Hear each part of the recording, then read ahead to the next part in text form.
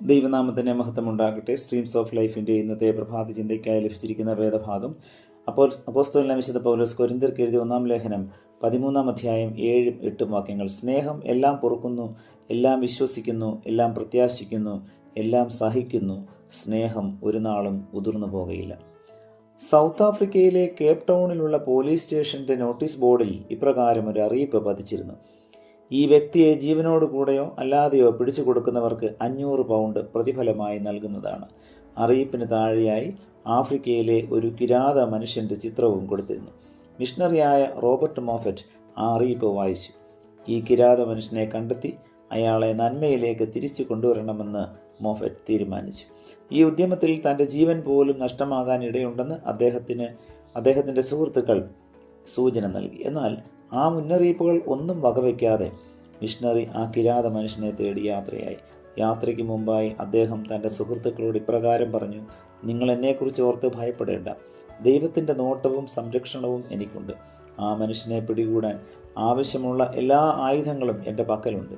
ഏകനായി ആയുധങ്ങളില്ലാതെ അദ്ദേഹം ഉൾവനത്തിലേക്ക് യാത്രയായി. മാസങ്ങൾ പലത് കഴിഞ്ഞു. വനത്തിനുള്ളിലേക്ക് പോയ മിഷണറിയെക്കുറിച്ച് യാതൊരു വിവരവുമില്ല. മോഫറ്റിൻ്റെ സുഹൃത്തുക്കൾ അദ്ദേഹം കൊല്ലപ്പെട്ടു എന്നുറപ്പിച്ചു. എന്നാൽ ഒരു പ്രഭാതത്തിൽ കേപ്പ് ടൗൺ പോലീസ് സ്റ്റേഷനിൽ മിഷണറി എത്തിച്ചേർന്നു.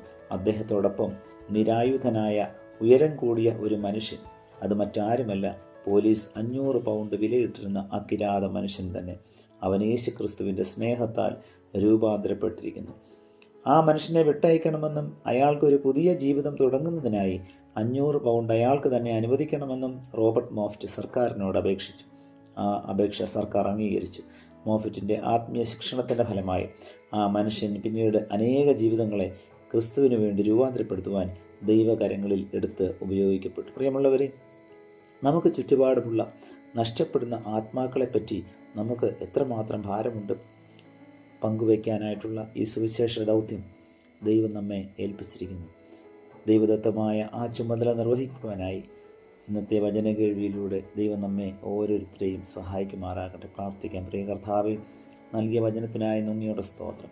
നഷ്ടപ്പെടുന്ന ആത്മാക്കളെപ്പറ്റി ഞങ്ങൾക്ക് ഒരു ഭാരം അവിടുന്ന് നൽകണമേ.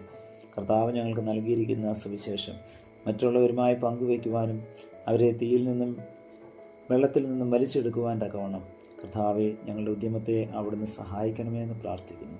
വചനത്താൽ ഞങ്ങളെ ധന്യരാക്കിയതിനായി സ്തോത്രം. യേശുവിൻ്റെ നാമത്തിൽ തന്നെ. ആമേൻ.